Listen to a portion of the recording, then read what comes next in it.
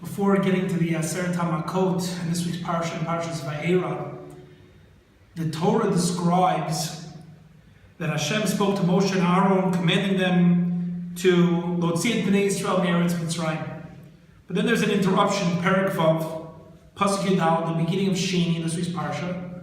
We have a whole list of psukim of the yichus of the genealogy of the family of Levi to Moshe. But not only that, the pasuk says, "Elo Rashi Beit Avutam, Bnei Reuven Bechor Yisrael." Tells me about who Reuven is. Chanoch, Palu, Chetzro, Becharmi. Elo Mishpachot Reuven, Bnei Shimon, Yemuel, V'Yamin, V'Oav, Yachim, and Zochar, B'Shaul, Ben Akananit. Elo Mishpachot Shimon. And then it tells me about Bnei Levi, Gershon, Kahat, Merari. It tells me Gershon, Kahat. And then it tells me about Amram marrying Yocheved, and they had Aaron and Moshe. And it tells me Yitzhar, Uziel, Aaron getting married to Elisheva, etc. The question is, why is this Parshiah smack in the middle, right before, we're smack right in the middle of the Parsha going into Yetziat Mitzrayim?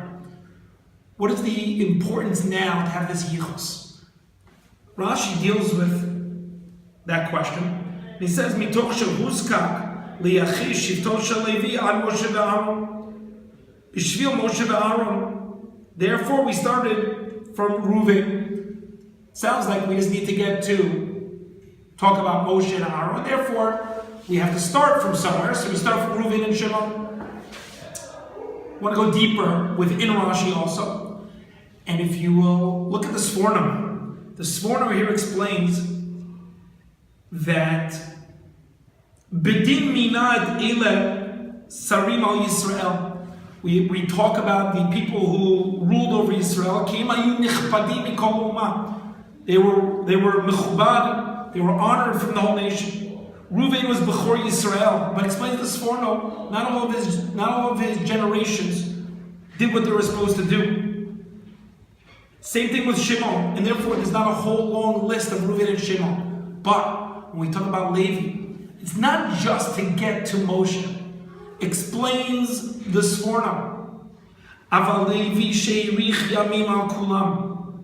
The idea is to contrast that Levi as opposed to Reuven and Shimon. Levi was older, and he was able to have a long life. Arichos yamim. Gidel gam et bnei banav lahavinu larot. He was integral in teaching his children and his grandchildren how to understand Torah, how to understand the proper hashkafat olam, the Weltanschauung, to be able how to properly lead on Israel. V'chein kahatu ve'omram ba'ofen shiatzu mehem Moshe v'Aaron and Miriam.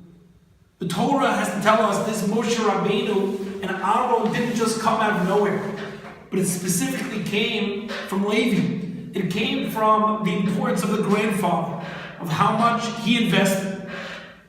One could go a step further and say that the Torah emphasizes the importance of family, of how a Torah is going to be involved for a person really to become a leader of Torah, a person who cares, and to have a Torah family, the Torah life. The family is an important component. And it's actually even an opposite of the Pshat in the Rambam in Perek Aleph Halacha Ches. When I say opposite, it's a deeper understanding than at first glance that I discussed this morning with my Chavrusim. The Rambam in Perek Aleph Halacha Ches tells us there are no excuses. That's the simple pshat. Doesn't matter who you are. Perek Aleph Halacha Ches in Hilchos Talmud Torah, the Rambam says, Kol ish miYisrael is chayiv b'Talmud Torah. Doesn't matter if you're poor or rich. Doesn't matter if you are physically healthy or you're bali yisurim. Doesn't matter if you're in pain. Doesn't matter if you're young or you're old and you're weak. Afilu haya ani mitparnes min tzedakah. Even if you're getting support from the tzedakah and you're going from door to door. And he ends off, Va'afilu bal isha ubanim chayav likvo lo zman Talmud Torah. Bayom v'alayla shenemar v'gita bayom v'alayla. The Mefarshim here, whether you learn this from Hillel, from the Gemara in Yuma, Daf Lamed Hey, or the Avos Nebrei Nasa, says you learn that from Rabbi Akiva. But the point is, it's even a husband, a wife, even a man who has a wife and children, he has to be kovea itim both morning and night. I wanted to share a beautiful insight from Rav Aaron Soloveitchik, Zichrono Livracha, to apply what I just said from this morning. Vaera Soloveitchik asked the question in his Sefer, Parasha. He says, I don't understand. If a person is poor in Bal Yisurim, and anybody who knew Vaera Soloveitchik, I knew him a little bit, where I was in Yeshiva University with him, and he would come into the base medrash cursing, oh! And you still see when he says this pshat, it helps you understand the deep level of the chiyuv of Talmud Torah. The Rambam had said that even if you're only Bal Yisurim, you're chayav in Talmud Torah. As for Vaera Soloveitchik, I don't understand. We know that it's not all encompassing the mitzvah of Talmud Torah, or the regular mitzvah, excuse me.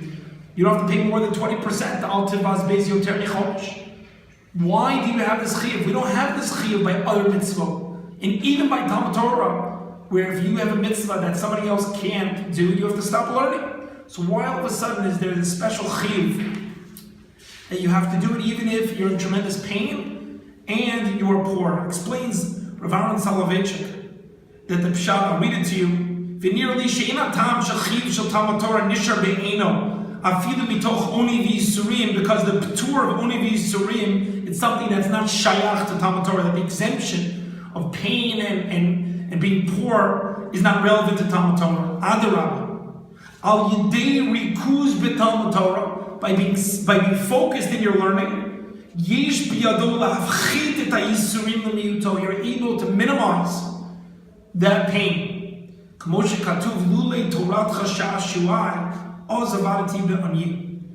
That part of your Talmud Torah will help lessen that pain. V'lachin lo shayach kana p'tur, therefore you don't have that p'tur of money and yisurim.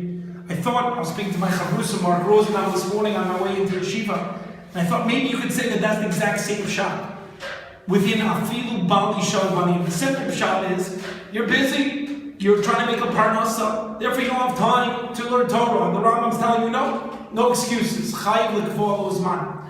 But if you want to say what Vaera Soloveitchik said, then you take it in a broader sense. That when you have the pain of the oni, sometimes it encompasses you. It's all consuming. And therefore, you would say, you can't learn Torah. Comes from Vaera Soloveitchik to the Rambam says, no. Chayiv l'kvol uzman, and it will help you actually not to be overwhelmed and all consumed by the feeling of pain or the feeling of not having enough money. It's possible that that's what the Rambam's saying then also. Afilu bali shalvanim. We start off saying, what's this yichus? How did Moshe become Moshe? It's not just by chance. And the Sforno said that it's Levi 100%, but maybe it's more than that. The concept of afilu bali shalvanim, people think, it's an excuse, as we know. Rechaim bin Savaro, maybe I shouldn't get married first. But it's hafuch. It's the opposite. It's dafka when a person is married and has children. Even there, you want to be a better husband, you want to be a better father, you better make sure you have that kovea yitim Torah. Within that, you'll be able to be that better quote-unquote balabas. You'll be able to be focused more and properly be kovea yitim Torah. May we be zochet to learn from our Moshe Rabbeinu of what it means to have a family, what it means to have cousins, what it means to be a father, to be able to appreciate not only the grandfather, but all the family together, to understand about the kviyas yitim Torah and how it will help us in who we want to be. Shabbos.